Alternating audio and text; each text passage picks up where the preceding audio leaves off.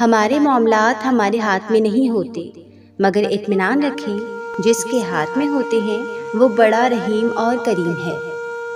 اور جب تم پورے دل سے خود کو اللہ کے سپرد کر دو گی تو تم دیکھو گی کہ کائنات کی ہر چیز تمہارے حق میں ہو جائے گی۔ وہ انسان کبھی زندگی میں ہار ہی نہیں سکتا جس کی امید اللہ سے ہو۔ جب تم صبر کرو گے نا تو راستے خود تمہارا رب بنائے گا۔ اس نے کہا ہے نا وہ صبر کرنے والوں کے ساتھ ہے۔ تو جب رب ساتھ ہے تو اس سے زیادہ خوشی کی بات، حوصلے کی بات تمہارے لیے کیا ہو سکتی ہے؟ بے شک دعا نصیب کو بھی بدلنے کی طاقت رکھتی ہے۔ دعا سے تو تمہیں وہ بھی مل سکتا ہے جس کا ملنا تمہیں ایک خواب لگتا ہے۔ تم جانتے نہیں ہو دعا کی طاقت کو، اسی لیے مایوس ہو جاتے ہو۔ اگر تم جان لو دعا کیا کر سکتی ہے تو پورے دن میں ایک بھی گھڑی تم بنا دعا کرے نہیں جانے دو گے۔ دعا ہی تو سب کچھ ہے۔ دعا اس کو بھی بدل سکتی ہے جو نصیب میں لکھ دیا گیا ہے۔ دعا اس کو بھی بدل سکتی ہے جو فیوچر میں ہونے والا ہے۔ دعا تمہیں ہر چیز عطا کر سکتی ہے، ہر چیز۔ بس کبھی دعا مانگنا مت چھوڑنا، چاہے کتنا ہی وقت کیوں نہ لگ جائے دعاؤں کی قبولیت میں۔ دعا ہمیشہ کرتے جانا، کیونکہ آج نہیں تو کل تمہیں وہ سب مل جائے گا جو تم نے اپنی دعاؤں میں مانگا ہے۔ انشاءاللہ تمہاری دعا ضائع نہیں جائے گی۔ بس تمہیں یقین رکھنا ہے جو اس سے مانگ لیا جائے وہ مل کر رہتا ہے، پھر وہ تمہیں وہاں سے دے گا کہ تمہاری دعائیں بھی حیران رہ جائیں گی۔ اور تقدیر اللہ کے ایک اشارے پر بدل جایا کرتی ہے۔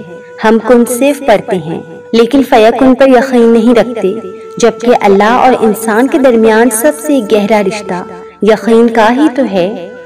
تم توکل تو رکھو، وہ بہتر لے کر بہترین دے گا انشاءاللہ۔ تمہاری کہانی اس لیے یہاں رک گئی ہے کیونکہ اللہ چاہتا ہے کہ اس کا اگلا حصہ تم خود لکھو۔ جسے تم تاخیر سمجھ رہے ہو وہ دراصل دعا کا موقع ہے۔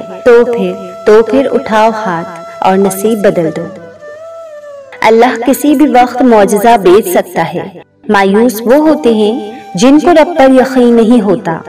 مایوس وہ ہوتا ہے جن کا ایمان کمزور ہوتا ہے۔ مایوس وہ ہوتے ہیں جو ڈر جاتے ہیں دنیا سے۔ سنو تم ایسے لوگوں میں شامل نہ ہونا۔ ہمیشہ اس بات کو یاد رکھنا تمہاری مصیبتوں سے تمہارا رب بہت بڑا ہے۔ پریشان کیوں ہو؟ ابھی تو وہ وقت بھی آنا ہے جب اللہ نے تمہارے صبر کا صلہ تمہاری من پسند چیز کی صورت میں دینا ہے۔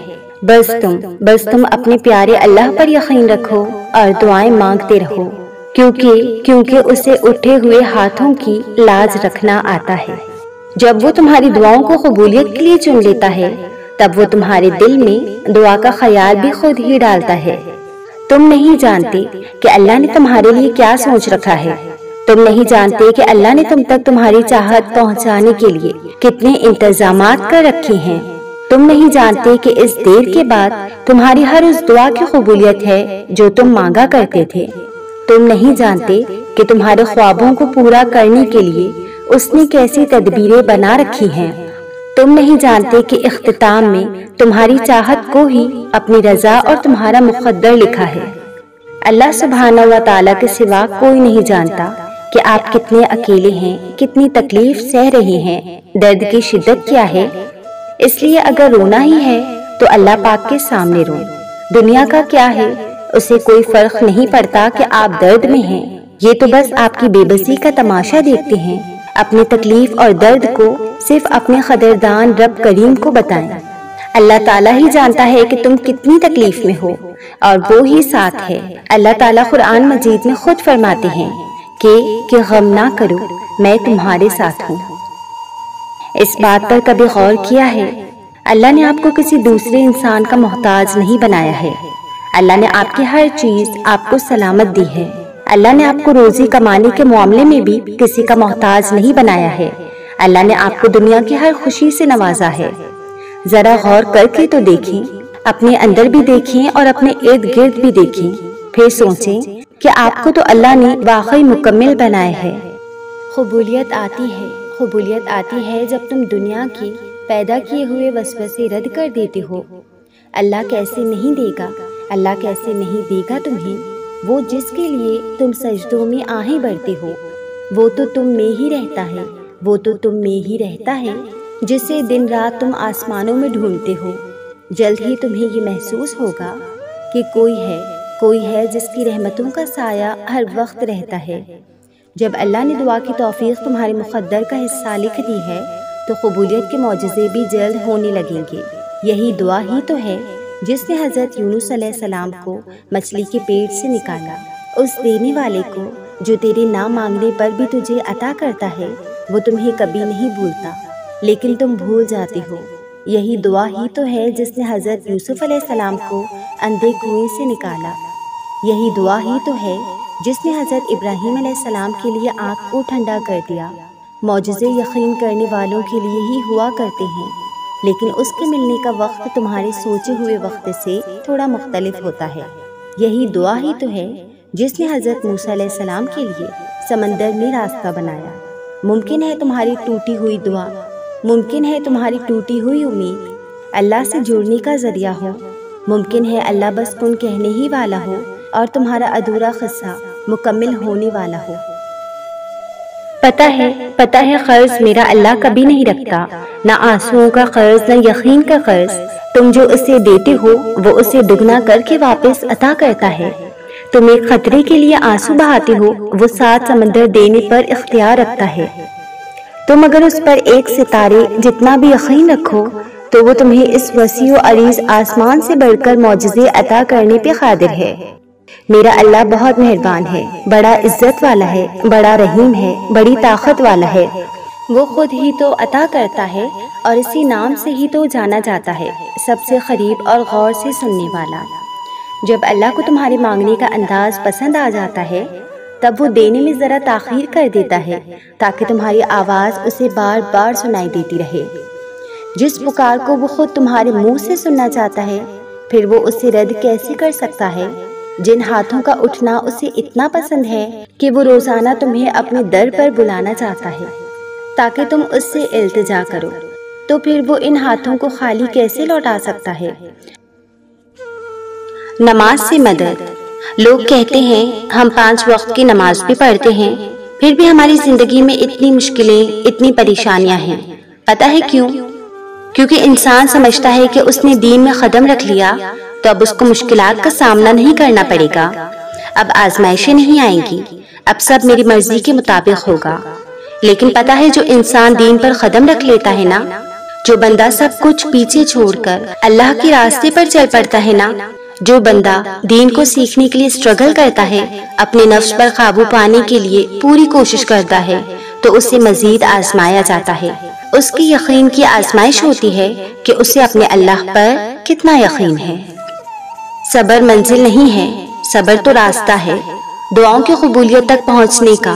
تم صبر کے راستے پر ثابت قدم رہنا اور صبر کو مضبوطی سے تھامے رکھنا، یہ راستہ بہت جلد تمہیں تمہاری منزل تک لے جائے گا اور تم وہ منظر دیکھ کر حیران رہ جاؤ گے۔ اب یہ راستہ جتنا مشکل لگ رہا ہے نا، جب اپنی سالوں پرانی دعاؤں کو قبول ہوتا دیکھو گے تو خوش ہو جاؤ گے انشاءاللہ۔ توکل کرو اور پھر دیکھو کہ اللہ تمہیں وہاں سے عطا کرے گا جہاں سے تمہیں عطا کے ذریعے نظر نہیں آتے۔ اللہ جب کسی کو اپنی طرف لانا چاہتا ہے تو اسے کسی کے ہاتھوں ضرور توڑتا ہے تاکہ اسے احساس ہو کہ اللہ کی محبت کے علاوہ سب محبتیں جھوٹی ہیں۔ اللہ تمہاری دعاؤں کا جواب ان ذریعوں سے دیتا ہے جو تمہارے لیے بہتر ہوتے ہیں، ان ذریعوں سے نہیں جنہیں تم بہتر سمجھتے ہو۔ بے شک تم نہیں جانتے، اللہ جانتا ہے۔ زندگی میں ہر پریشانی کا ایک ہی حل ہے، اللہ سے بات کریں، اللہ سے مانگیں، اللہ پر چھوڑ دیں۔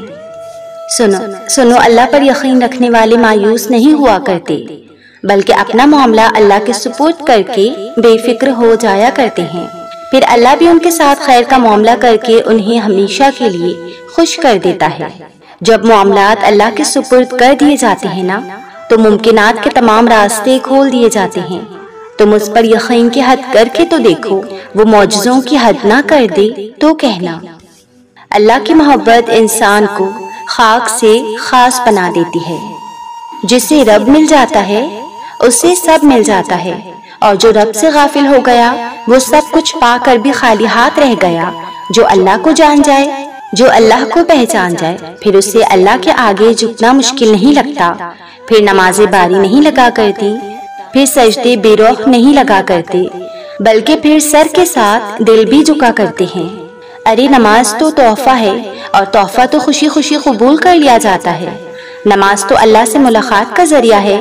جب اپنے رب سے ملاقات کا وقت ہو تو یہ مت سوچنا کہ مجھے تو ابھی یہ کام کرنا ہے، مجھے تو وہاں جانا ہے، بلکہ دنیا کے تمام کام چھوڑ دینا چاہیے، چاہے وہ کتنے ہی ضروری کیوں نہ ہو۔ اللہ سے زیادہ ضروری تو نہیں ہو سکتا۔ سب کام چھوڑ دینا اس سے ملاقات کے لیے، سب کام چھوڑ دینا اس کے آگے جھکنے کے لیے۔ تم تو بہت خاص ہو کہ اس نے تمہیں خود سے ملاقات کے لیے چنا، اور ہم لوگ اتنے غافل ہو گئے ہیں کہ دن میں 5 مرتبہ کامیابی سے منہ موڑتے ہیں، اللہ کے بلاوے کو ترک کرتے ہیں۔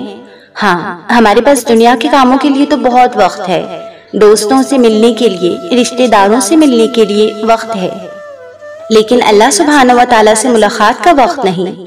دنیا کی کامیابی کے لیے ہم لوگ صبح جلدی بھی اٹھ جائیں، کالج، یونیورسٹی، دفتر جانے کے لیے ہم لوگ الارم لگا کر فوراً اٹھ جائیں گے۔ کیوں؟ کیونکہ ہمیں کچھ بننا ہے، ہمیں کامیاب ہونا ہے، لیکن آخرت کی کامیابی کے لیے ہم فجر کی نماز کے لیے نہیں اٹھ سکتے۔ آخرت کی کامیابی کے لیے ہم اللہ کو وقت نہیں دے سکتے۔